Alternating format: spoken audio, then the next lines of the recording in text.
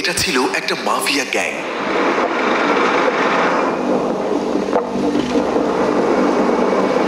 এটা প্রবেশপথ আর এটা গেট। দেখুন কি লেখা, আপনারা আমাদের হৃদয়ের কষ্ট এবং সেই বিজয়ের অপূর্ণতা। মানব কসাইখানা, আমরা না ভুলে যাব না ক্ষমা করব। এই জায়গাটা ছিল মানব কসাইখানা, কুখ্যাত এবং জঘন্য কারাগারগুলোর একটি। সিদনায়া জেল, ভেতরে যাচ্ছি। এখনো অনেকেই নিখোঁজ। মানুষ যখনই রাস্তার পাশ দিয়ে যেত, তারা কারাগারের দিকে তাকানোর সাহস করতো না। এতই কড়া নিরাপত্তায় মোড়া ছিল এই কারাগার। এই কারাগারটি নির্মিত হয়েছিল 1987 সালে।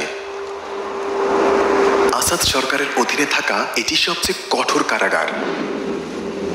এটি রাজধানী দামেস্ক থেকে 30 কিলোমিটার উত্তরে অবস্থিত। কারাগারের গেট এবং দেয়ালগুলো একবার দেখুন, বেশ কঠোরভাবে সুরক্ষিত। দেয়াল, ব্যারিকেড, পরীক্ষা এবং বেশ কিছু পৃথক গার্ড টাওয়ার আছে। এই কারাগারে নিয়ে আসা প্রত্যেক বন্দীকে অমানবিক সব নির্যাতন সহ্য করতে হয়েছে। আসাদ সরকারের সময় গার্ডপোস্টগুলোতে সৈন্যরা অবস্থান নিয়ে এই কারাগার পাহারা দিত। সৈন্যরা যাতে লুকাতে পারে তাই এই গর্তটি বানানো হয়েছে। কারাগারটি এমন ভাবে তৈরি করা হয়েছে যাতে এখান থেকে কেউ পালাতে না পারে। বিচ্ছিন্ন একদম। এর নাম সিদনিয়া কেন? পাশেই সিদনায়া নামে একটি গ্রাম আছে। এই নামে কারাগারের নাম হয়েছে সিদনায়া। এটা শহর থেকে বেশ দূরে। নির্যাতন চালানোর সুবিধার্থে এই কারাগারটি তৈরি করেছে দূরে।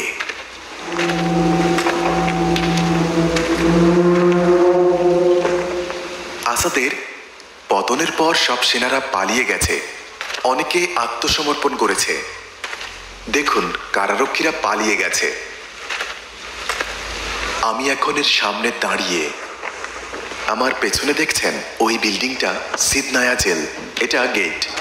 জানি না ভেতরটা কেমন। না,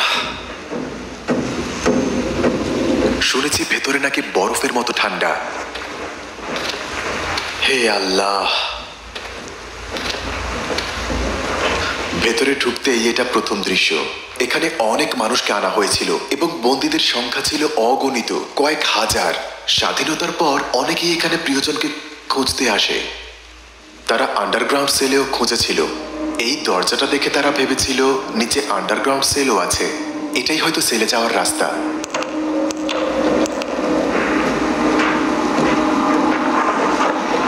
এগুলো আন্ডারগ্রাউন্ড সেল। এটা একটা 3 তলা বিল্ডিং আর নির্জন আন্ডারগ্রাউন্ড সেলের জন্য একটি গোপন ফ্লোর আছে।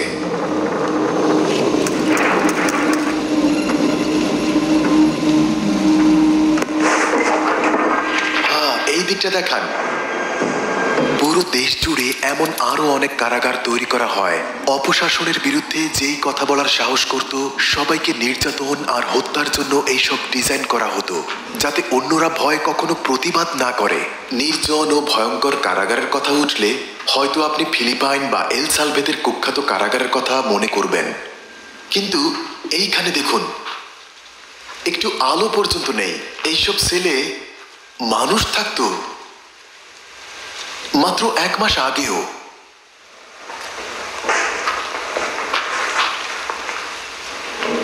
এখানে কত কিছু ঘটেছে। এখানে ক্যামেরা আনা এবং ফিল্মিং করা নিষিদ্ধ ছিল।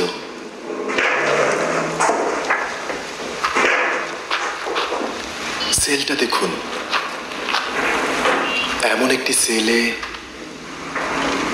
নিজেকে ভাবুন যেখানে আপনার ভাগ্যে বা বাহিরের জগতে কি ঘটছে কিছুই জানেন না, অথচ আপনি একজন নিরপরাধ।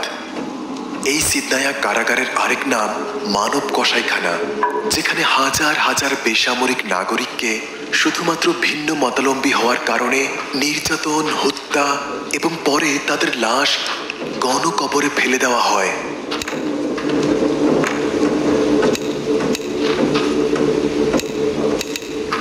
ও আল্লাহ,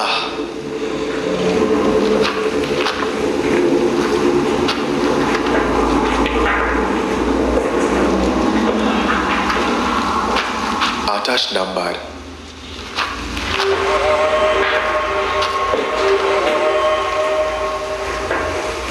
ওখানে ওখানে একটি দরজা আছে, আমার মনে হয় এর পিছনে কিছু আছে। কেমন আছেন আপনি? আমি ভালো আছি। এই বিজয় ও সাফল্যের জন্য অভিনন্দন। আল্লাহকে ধন্যবাদ, আমরা এখনো নিরাপদ। আল্লাহর রহমতে আমাদের মধ্যে শান্তি ফিরে এসেছে, দেশ ফিরে এসেছে, সিরিয়া ফিরে এসেছে, আলহামদুলিল্লাহ। আপনার কোনো আত্মীয় কি এখানে ছিল? আমার ভাগ্নে এখানে ছিল, আমার কাজিনও এখানে ছিল। কতদিন? 15 বছর ধরে। তিনি একজন ডাক্তার ছিলেন, মসজিদ থেকে আটক করে। কি করেছিলেন? সে কিছুই করেনি। অনেক মানুষ 20 থেকে 30 বছর ধরে নিখোঁজ। অত্যাচারী জালিমদের ওপর আল্লাহর গজব পড়ুক। এগুলো সিদনায়া কারাগারের প্রধান লকআপ।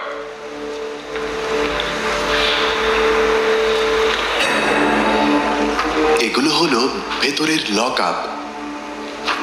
দেখুন বের হতে কয়টি গেট পার হতে হবে।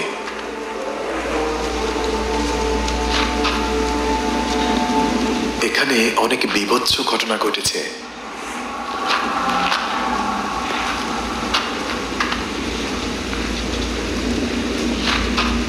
দেখুন গেটের পর আরেক গেট। বের হতে গেলে অনেকগুলো গেট ক্রস করতে হয়।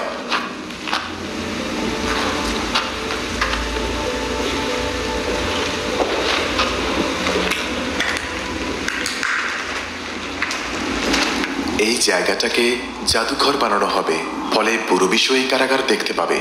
অপরাধের সাক্ষী এই কারাগার।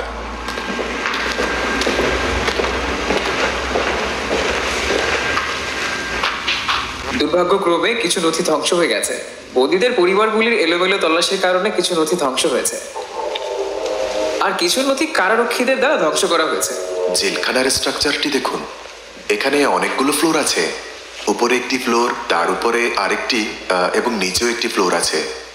উপরে দেখবেন কারাগারটি ত্রিভুজ আকৃতির, এবং এখানে অনেক ফ্লোর আছে। আন্ডারগ্রাউন্ড ফ্লোরও আছে, যা আগে দেখিয়েছি। এখানে অনেক ফ্লোর আছে। আন্ডারগ্রাউন্ড ফ্লোরও আছে, যা আগে দেখিয়েছি।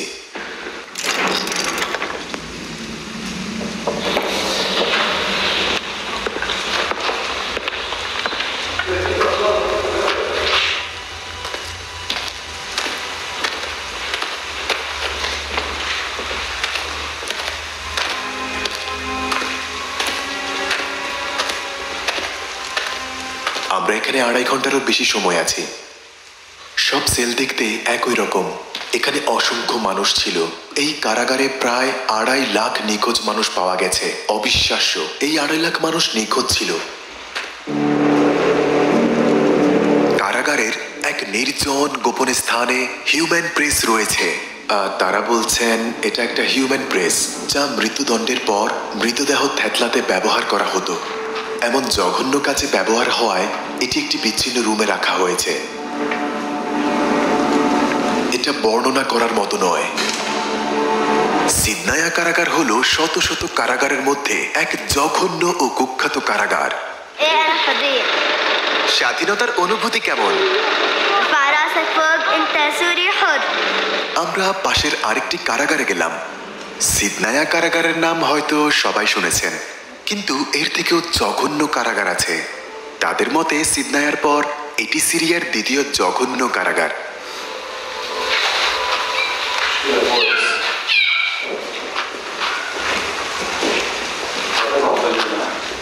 আন্ডারগ্রাউন্ড জেলখানা।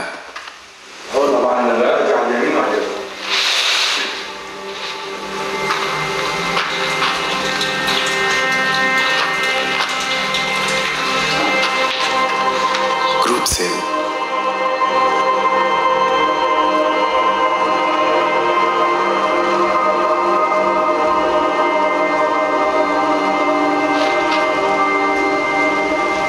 হরর মুভির মতো।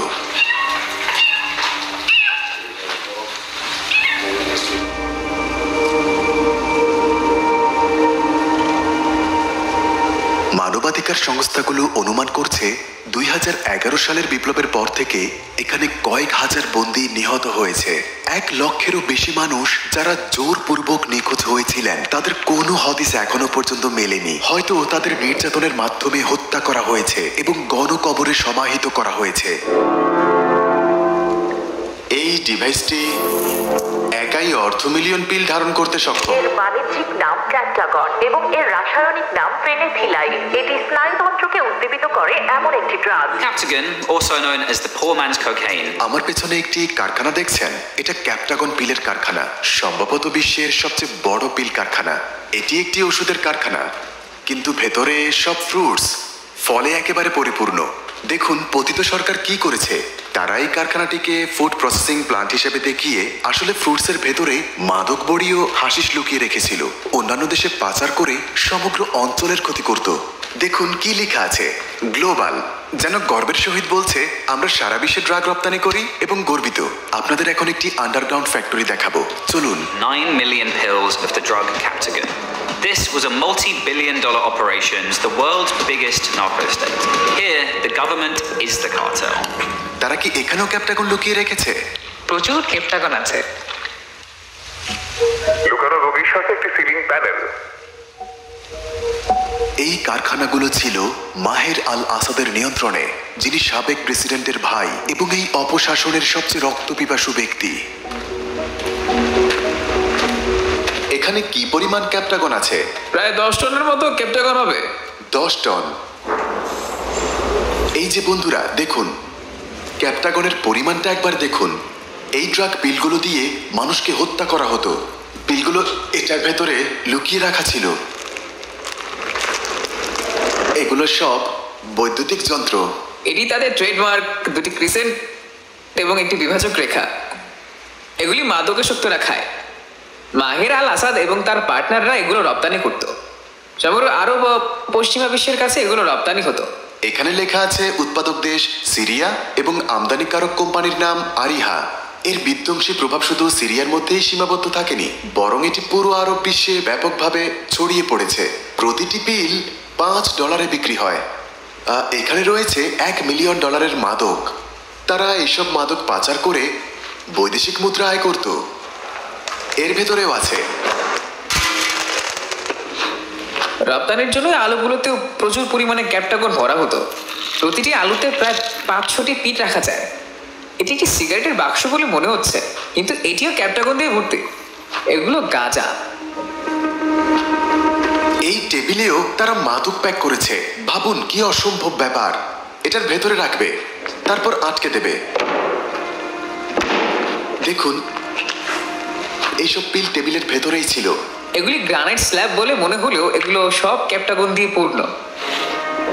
সব ড্রাগ ফ্লোরে ছড়িয়ে ছিটিয়ে আছে। এই সব ক্যাপটাগন পিল।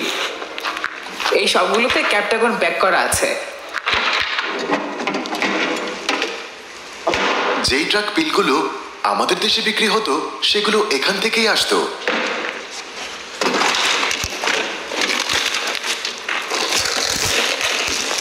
ও আল্লাহ, দেখুন এর ভেতরেও ড্রাগ। এটা একটা ভোল্টেজ রেগুলেটর। এটা একটা ভোল্টেজ রেগুলেটর মনে হচ্ছে না? ভাঙতে হবে। ব্যাঙ্গেল ভেতর থেকে ড্রাগ বের হবে। আমি আরব বিশ্ব থেকে মাদক নির্মূল করব বন্ধুরা। মাদককে না বলুন।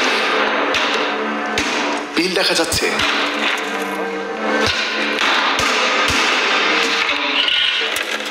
ভেতরে অনেক পিল। দেখুন কিভাবে বৃষ্টির মতো ড্রাগ পড়ছে। আরব বিশ্ব এখন মুক্ত। এই ডিভাইসে একাই $1 মিলিয়ন পিল আছে। কেউ যদি পিলগুলো খায়, মাত্র 10 থেকে 20টি পিল তাকে আসক্ত করে দিবে। দুর্ভাগ্যবশত সিরিয়া পরিচিতি পেয়েছিল বিশ্বের সেরা মাদকের রাজত্ব হিসেবে। ইনশাল্লাহ সিরিয়া বদলাবে। এমনকি তাদের হাতুড়ির ভেতরেও লুকানো ছিল। এটা গাঁজা। এর ভেতরে 3 টন আছে। কারখানার আকার দেখুন। ওই দিকটায় র অ্যাসিড আছে। দেখুন এই কারখানাতে তারা ক্যাপটাগন তৈরি করত। কার্ডবোর্ডের বাক্সের সংখ্যাটা একবার দেখুন, কতগুলো। এই বাক্স শিপিং এর জন্য ব্যবহার করা হতো। এখন আমরা রান্নার জায়গাটা দেখব। এই মাদক অভিযান ধ্বংস হয়ে গেছে এবং এর গোপন রহস্য ফাঁস হয়ে গেছে। বিশ্বকে আজ এইসব অপরাধ দেখতে হবে। এই পাত্র দিয়ে তারা কেমিক্যাল সেদ্ধ করত। একদম যেন ব্রেকিং ব্যাডের দৃশ্যের মতো মনে হচ্ছে। তারা এখানে রান্না করত, তবে খাবার রান্না না করে মাদক রান্না করত। এগুলো পিল তৈরিতে ব্যবহৃত কাঁচামালের অবশিষ্টাংশ। আরো রান্নার হাড়ি আছে,